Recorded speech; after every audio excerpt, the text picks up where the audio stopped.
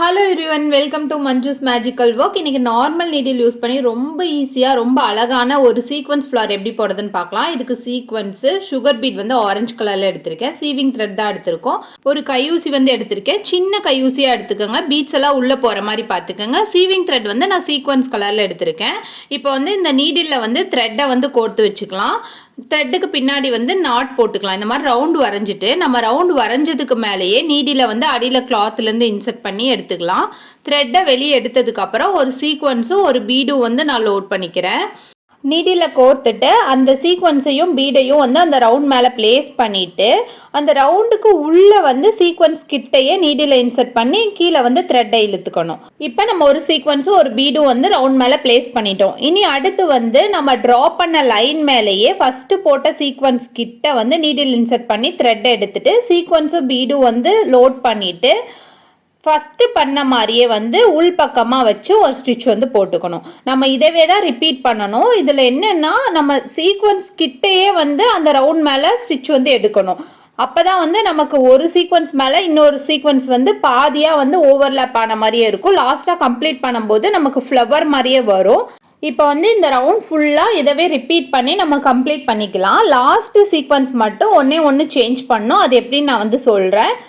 இப்போ வந்து நீடில் வந்து எடுத்துக்கலாம். நீடில் எடுத்துட்டு ஒரு சீக்வன்ஸும் ஒரு பீடும் வந்து கோர்த்துக்கலாம். கோர்த்துட்டு நம்ம வந்து என்ன பண்ணணும்னா ஃபஸ்ட்டு சீக்வன்ஸை லைட்டாக தூக்கிட்டு இப்போ லாஸ்ட்டாக ப்ளேஸ் பண்ணுற சீக்வன்ஸை வந்து அடியில் கொஞ்சமாக தள்ளி விட்டுக்கணும். அப்போ தான் நமக்கு வந்து கரெக்டாக வந்து ஒரே மாதிரி இருக்கும்.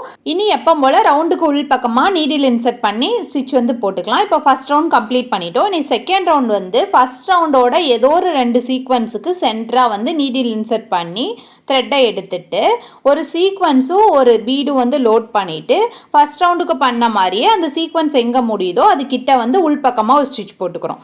அடுத்து ரெண்டாவது சீக்வன்ஸ் வந்து ஃபஸ்ட்டு சீக்வன்ஸுக்கு பக்கத்தில் வந்து நீடில் எடுத்து சீக்வன்ஸும் பீடும் வந்து லோட் பண்ணிவிட்டு திரும்ப வந்து உள்பக்கமாக ஸ்டிச் போட்டுக்கிறோம். செகண்ட் ரவுண்டும் வந்து ஃபஸ்ட் ரவுண்ட் மாதிரியே தான் வந்து ஃபில் பண்ணி கம்ப்ளீட் பண்ணிக்கணும். இந்த செகண்ட் ரவுண்ட்லேயும் லாஸ்ட்டு சீக்வன்ஸை வந்து கோர்த்ததுக்கப்புறம் ஃபஸ்ட்டு சீக்வன்ஸை லைட்டாக தூக்கி விட்டுட்டு லாஸ்ட்டு சீக்வன்ஸை கொஞ்சம் உள்ளே தள்ளிட்டு நீடில் இன்சர்ட் பண்ணி ஸ்டிச் போட்டுக்கலாம்.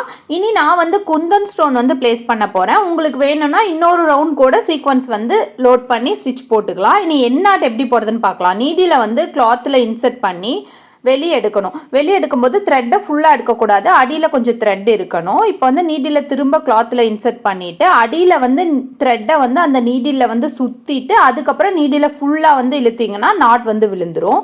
இது உங்களுக்கு புரியலைன்னா ஒன்றும் ப்ராப்ளம் இல்லை. ஃப்ரேம்லேருந்து கிளாத்தை எடுத்துகிட்டு நார்மலாக நீங்கள் நாட் போடுற மாதிரி பின்னாடி வந்து நாட் போட்டுக்கலாம். இனி வந்து இது மேலே வந்து கம் அப்ளை பண்ணிவிட்டு நான் இந்த மாதிரி குந்தன் ஸ்டோன் வந்து பிளேஸ் பண்ணிக்க போகிறேன். சென்டரில் வந்து குந்தன் ஸ்டோனே தான் பிளேஸ் பண்ணணும் இல்லை, நீங்கள் ஃப்ரெஞ்ச் நாட்ஸ் கூட போட்டுக்கலாம். இந்த வீடியோ உங்களுக்கு பிடிச்சா லைக் பண்ணுங்கள், ஷேர் பண்ணுங்கள், மறக்காமல் சப்ஸ்கிரைப் பண்ணுங்கள். தேங்க்யூ.